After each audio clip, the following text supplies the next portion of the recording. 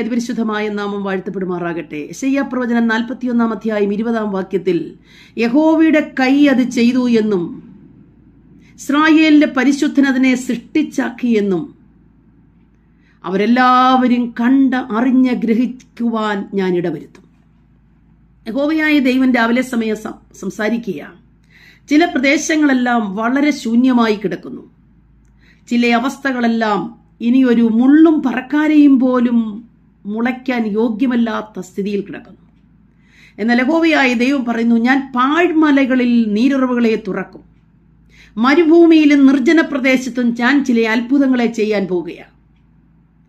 പ്രിയമുള്ളവരെ, യഹോവയായ ദൈവം മരുഭൂമിയിൽ ദേവദാരു, ഖദിരമരം, കൊഴുന്ത എന്നിവയെ വെച്ച് പിടിപ്പിക്കുകയും നിർജ്ജന പ്രദേശങ്ങളിൽ സരളവൃക്ഷവും പുന്നയും വെച്ച് പിടിപ്പിക്കുകയും ചെയ്യും.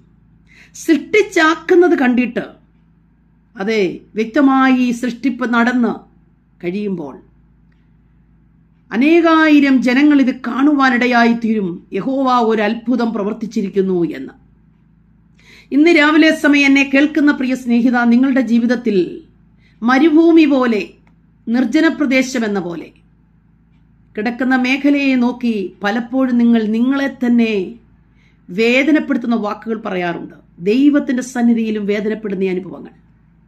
രാവിലെ സമയം യഹോവയായ ദൈവം നമ്മോട് സംസാരിക്കുക, ഞാനത് ചെയ്തു എന്നും എൻ്റെ കരം അതിനെ സൃഷ്ടിച്ചാക്കി എന്നും നിങ്ങൾ മാത്രമല്ല, അവരെല്ലാവരും, സകല ജാതികളും, നിങ്ങളെ കാണുന്ന ഒരു കൂട്ടം ജനം, നിങ്ങളുടെ ചുറ്റുപാടുമുള്ള ഒരു കൂട്ടം സമൂഹം, നിങ്ങളുടെ സഭ, നിങ്ങളുടെ ബന്ധുമിത്രാദികൾ കാണത്തക്ക രീതിയിൽ ഞാൻ ചിലതിനെ സൃഷ്ടിച്ചാക്കാൻ പോകുകയാണ്.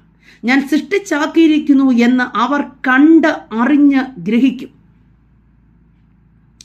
ദൈവം ചില അത്ഭുതങ്ങളുടെ സൃഷ്ടിപ്പിനെ, അതെ, നമ്മുടെ ദൈവം ഇല്ലാത്തതിനെ ഉള്ളതുപോലെ വിളിച്ചു വരുത്തുന്ന ദൈവമാണ്. അല്പമുള്ളതിനെ മെനഞ്ഞെടുത്ത് മറ്റൊന്നാക്കി തീർക്കുന്ന ദൈവമല്ല. അതിലുപരിയായി ഇല്ലാത്ത സ്ഥാനങ്ങളിൽ വരട്ടെ, ഉളവാകട്ടെ എന്ന് കൽപ്പിച്ചുളവാക്കുന്ന ദൈവമാണ്. ആ ദൈവത്തിലാണോ വിശ്വസിക്കുന്നതെങ്കിൽ ഇന്ന് പകൽക്കാലം നിങ്ങളും ഒരത്ഭുതം പ്രതീക്ഷിക്കുക.